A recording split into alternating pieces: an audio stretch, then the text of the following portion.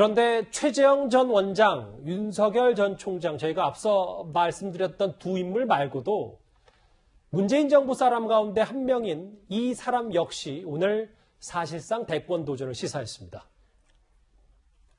제가 책을 약간 좀 읽어보니까 우리나라에 지금 당면하고 있는 현실에 대한 인식은 아주 잘 되어 있더라고요. 김동연 부총리에 대한 일반 국민의 인식이 달라질지도 몰라요. 부총리 그만두고 많이 성찰을 했고요. 공직 생활을 하는 제 마음의 중심은 사회 변화에 대한 기여였습니다. 여러 가지 길이 있겠습니다. 제가 미래와 또 우리 국민을 위한 길이라면은 헌신을 하는 것이 제 도리가 아닌가. 오늘 한 방송 목소리인데요.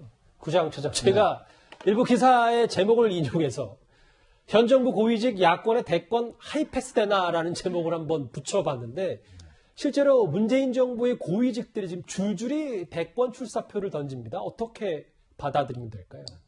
그러니까 역대 정부에서는 상상하기 어려운 일들이 문재인 정부에서 벌어지고 있는데요. 그만큼 어떻게 보면 좋은 인물을 골라 썼다라고 볼 수도 있는 대목이고요. 또 한 가지는 좋은 사람을 좋은 요직에 앉혔는데 그 사람이 그 일을 잘할 수 있게 이 권력이 좀 놔뒀다라면 지금 같은 일이 과연 벌어졌을까? 오히려 이 요직에 있을 때 권력과의 어떤 불편한 관계 때문에 이 야권의 어떤 차기 주자를 구상하는 이런 아이러니한 상황이 벌어졌기 때문에 발탁은 잘했는데 결국 제대로 쓰지 못해서 현재와 같은 일이 벌어지고 있는 거 아닌가? 이런 해석이 가능할 것 같습니다. 이미 최정 원장과 윤 전 총장은 대권 뜻을 굳혔고요. 김동연 전 총리도 조만간 이제 마음을 결정할 것으로 보이는데 다음 화면을 좀 보겠습니다. 김관욱 교수님, 이 세 명 이제 문재인 정부 사람들이 대권 다 출마하는 거 아니냐라는 여기에 대해서 추 전 장관이 오늘 이런 말을 했습니다. 제가 스스로 꽁 잡는 매라고 표현하면서 강하게 질책하는 비유를 했는데 꽁 대신 닭이고 대통령 탕평 인사를 배신하고 국민을 배신하는 것이다. 그러니까 이게 탕평 인사 때문이다라는 의미로 얘기를 했거든요. 추 전 장관이. 그러니까 색깔을 얘기하는 것 같아요. 추 전 장관이 지금 예컨대 지금 최재형 전 원장 같은 경우 보수적이다. 보수적인 분을 이렇게 감사원장에 앉혔는데 결국에는 이렇게 나와서 이렇게 대권 도전하는 거 아니냐. 이런저런 비판의 뉘앙스가 그 안에 깔려 있는데 피선거권이 있기 때문에 당연히 누구든 이제 사실상 출마를 할 수 있습니다. 그런데 아직은 김동연 전 부총리 같은 경우는 야당으로 갈지 여당으로 갈지 아직 선택을 안 한 것 같아요. 예. 그런데 이제 단지 이제 대권 출마를 할 그런 어떤 분위기는 많이 성숙이 된 것 같습니다.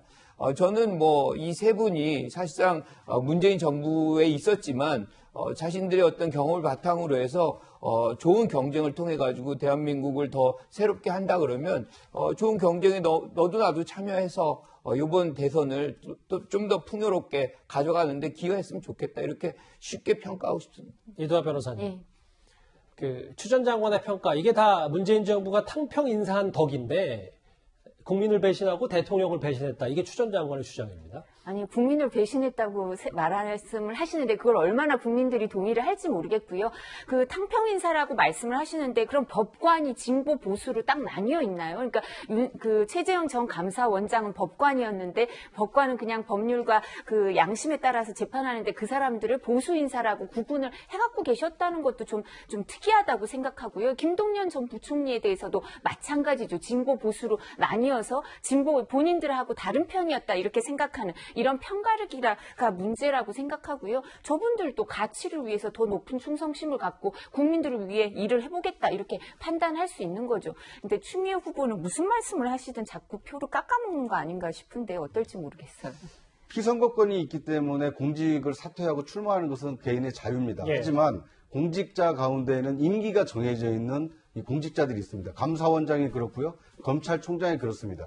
임기를 중도에 사퇴할 만한 국민이 납득할 만한 사유가 있다라면 모르겠지만 그렇지 않고 자신의 어떤 공직, 더 큰 공직을 맡기 위해서 중도의 임기를 완료하지 않고 중도에 사퇴하는 것은 이 사익을 추구하기 위해서 공익을 버리는 것을 비칠 수 있기 때문에 예. 앞으로 이런 공직자가 권장돼서는 안 된다고 생각합니다. 알겠습니다. 세 분이 좀 각기 다른 이제 평론들을 해주셨습니다.